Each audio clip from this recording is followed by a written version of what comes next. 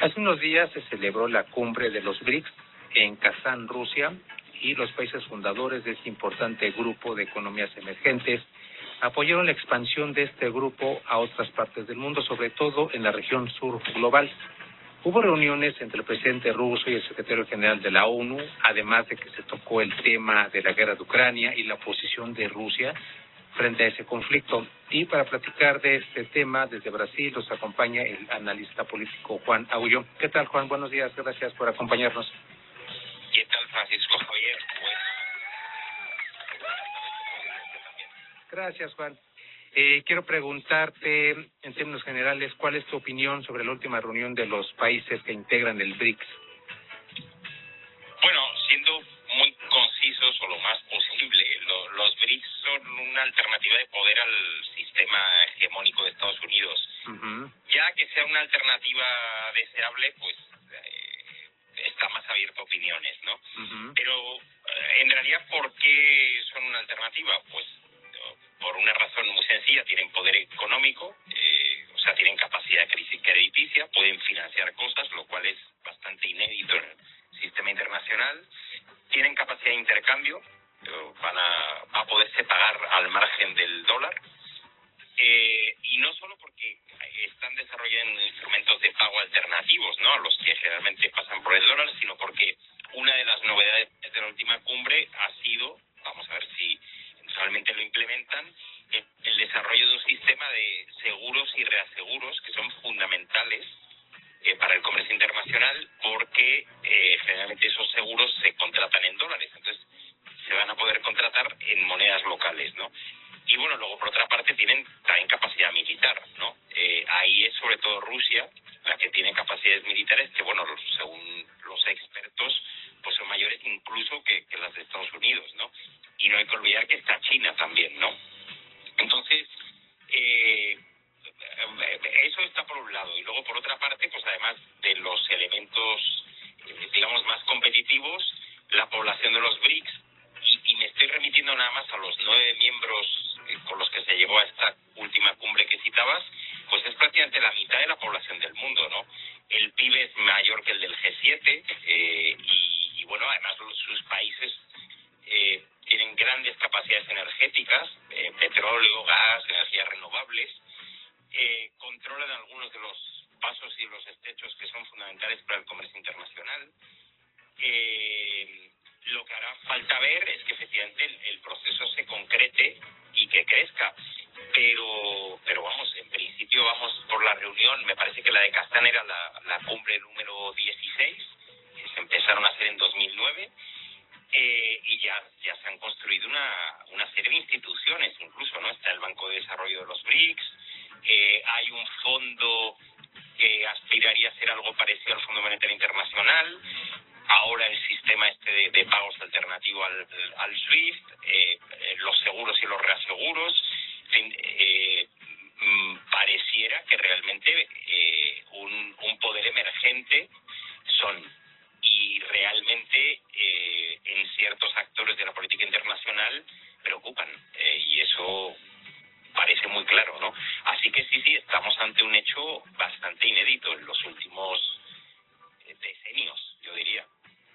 Exactamente, Juan, y ya lo hemos platicado en otra ocasión, la fuerza que tiene este grupo, como bien lo comentas, pues es grande, es de considerarse. Incluso nos hablas de que el PIB de los BRICS pudiera ser más grande que el de el G7, y estamos hablando de potencias occidentales enormes, y que un grupo de países, la mayoría de ellos de economías emergentes, tengan la capacidad económica de, digamos, contrastar con Occidente y de brindar al mundo otro tipo de oportunidades, creo que es bueno. La intención de esta última reunión fue expandir el alcance de este grupo de países. Más al sur se habla, incluso desde cumbres pasadas, de la posible integración de Turquía, de Venezuela también. Sobre todo Venezuela llama la atención porque pues últimamente ha recibido apoyo de Rusia. No sé cuáles hayan sido los términos de financiamiento, pero obviamente Venezuela es un país interesado en ingresar por lo que significa para que la economía de este país, y así podemos citar muchos países, está también Irán, en su momento también se platicó de esta posibilidad. Sin embargo, uno de los alcances de esta última cumbre fue sin duda la fundación, digámoslo así, de un fondo monetario cuya titular precisamente va a ser la expresidenta Dilma Rousseff. Vamos a ver cómo funciona y qué tan grande puede llegar a ser este fondo con los aportes que en este caso hagan las economías, y ver qué tanto los países que integran los BRICS pueden aportar sin poner en riesgo su crecimiento interior. Recordemos, por ejemplo, que ese es un inconveniente en Occidente, que, por ejemplo, en el caso de la OTAN, que hay que aportar determinada cantidad, sin embargo, a veces los países, aunque son grandes, no pueden, y esperemos que no sea el caso de los BRICS. Y bueno, se tocó obviamente, Juan, el tema de la guerra de Ucrania. Rusia es uno de los países que está liderando este grupo y obviamente se le exhortó para que ya llegue un acuerdo. Y en ese sentido quiero preguntarte si realmente Rusia, Juan, es un país idóneo para coliderar este grupo de los BRICS. Bueno, los BRICS en teoría se supone que no los lidera nadie, ¿eh? Ok. Se gobiernan, o sea, es un órgano colegiado, ¿no? Que además se supone que decide por consenso. Okay. O sea, no hay nada obligatorio para ningún miembro. Y bueno, lo que acaba de ver en Rusia, en Kazán, en Rusia, es la cumbre anual que como la presidencia es rotatoria. Y este año le tocaba a Rusia, ¿no? Uh-huh. Pero bueno, el año que viene será en Brasil y el año anterior fue en Sudáfrica, ¿no? Y presidieron respectivamente Sudáfrica y el año que viene presidirá Brasil. O sea que no hay nada permanente ni un liderazgo que se elija o que no es completamente rotatorio, ¿no? Okay. Pero yo, ciñéndome a tu pregunta, fíjate que yo creo que el hecho de que hayan participado tantos países en la cumbre de Kazán, yo creo que indica que presente el sur global, ¿no?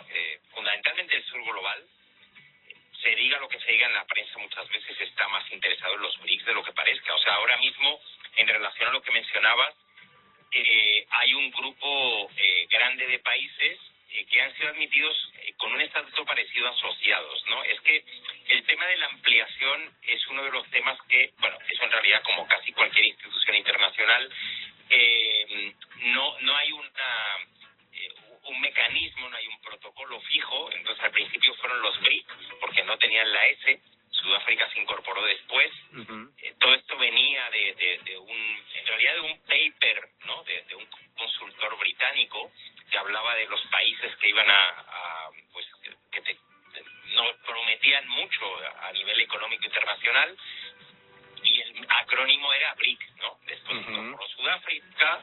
En la cumbre precisamente del año pasado se incorporaron en principio 6 países más. Lo que sucede es que Argentina, cuando Milei llegó a la presidencia, decidió no entrar porque entraban en enero y entonces ni se dio la posibilidad. Y Arabia Saudita siempre se ha mantenido en una posición un poco ambigua, ¿no? Entonces da la impresión de que decidieron crear esta especie de estatuto intermedio de asociado, de no miembro pleno, un poco para también lo que deciden un poco que hacen con países más pequeños, por ejemplo Bolivia, ¿no? En América Latina, por ejemplo Cuba, ¿no? Que no tienen las capacidades de otros, pero sí tienen mucho interés en la alianza, precisamente por lo que tú estás señalando, porque la alianza, por ejemplo, tiene el equivalente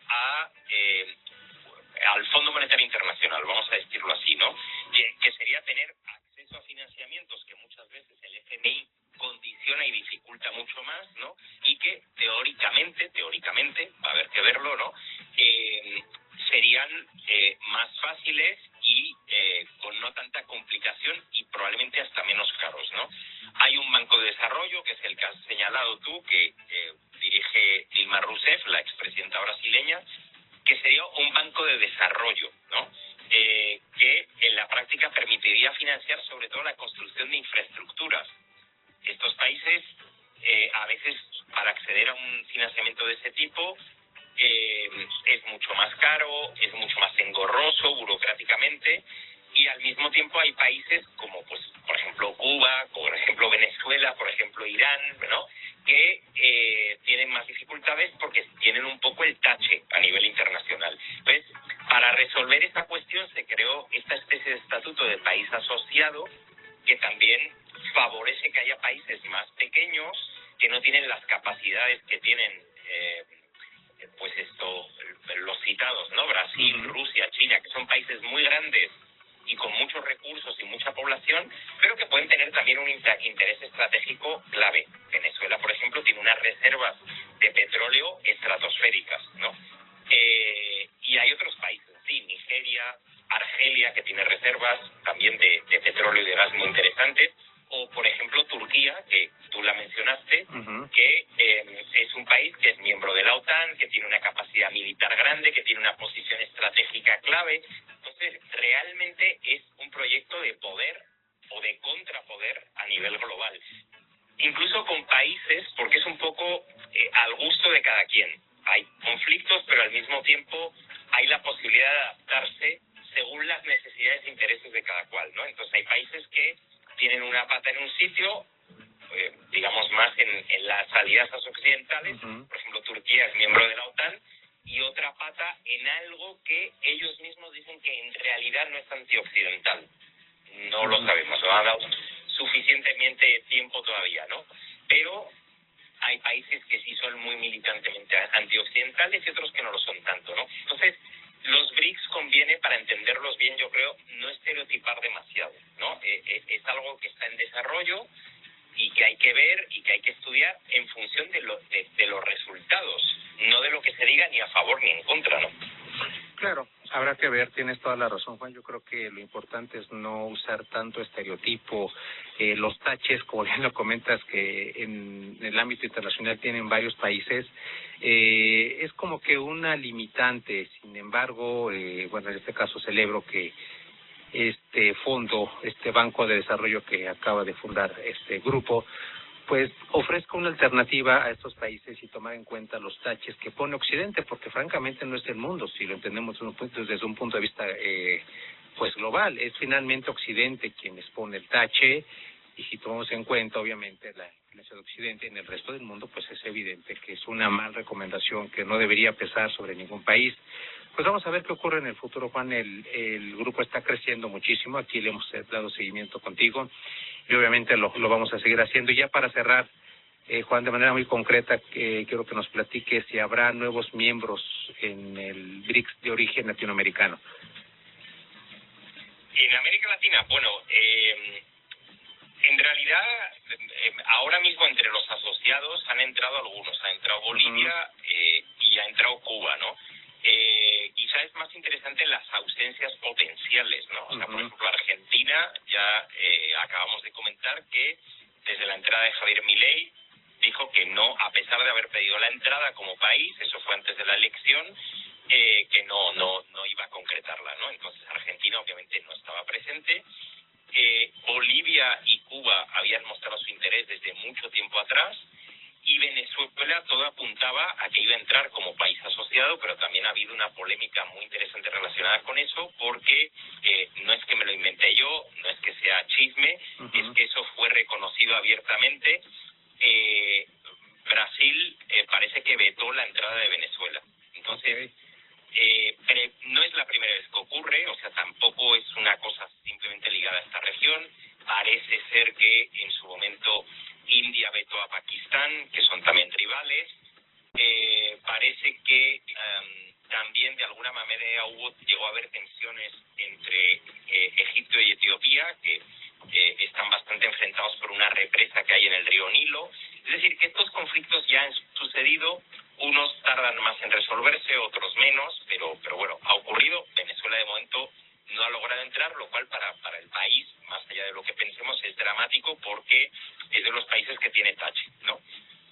Nicaragua, por cierto, tampoco logró entrar. Y hay otros países que, bueno, podrían tener potencialmente muchas posibilidades de ser admitidos como asociados. Por ejemplo, estoy pensando en Colombia, por ejemplo, estoy pensando en Chile, o por ejemplo, estoy pensando en México, que de momento no han hecho la solicitud y que parece que tiene que ver con los equilibrios internacionales. Hoy por hoy los BRICS fundamentalmente están centrados en Asia y un poco en África, pero América Latina queda pues un poco descolgada, potencialmente muy interesada, con Brasil yendo a recibir la cumbre del año que viene directamente, pero de momento el único miembro pleno es Brasil y asociados Cuba y Bolivia. Claro, pues suena interesante. Vamos a ver qué tanto es el alcance de este grupo, Juan, y tienes razón. Yo creo que ahorita la prioridad es Euroasia y Sudáfrica en América Latina por cuestiones pues de geopolítica, por alineaciones estratégicas, resulta un poquito más difícil el acceso, pero vamos a ver qué pasa en el futuro y obviamente esperamos contar con tu colaboración para entonces. Juan, muchísimas gracias, te mando un saludo y un abrazo hasta Brasil. Claro que sí, un abrazo para ti, para tu audiencia. Muchas gracias. Gracias, Juan.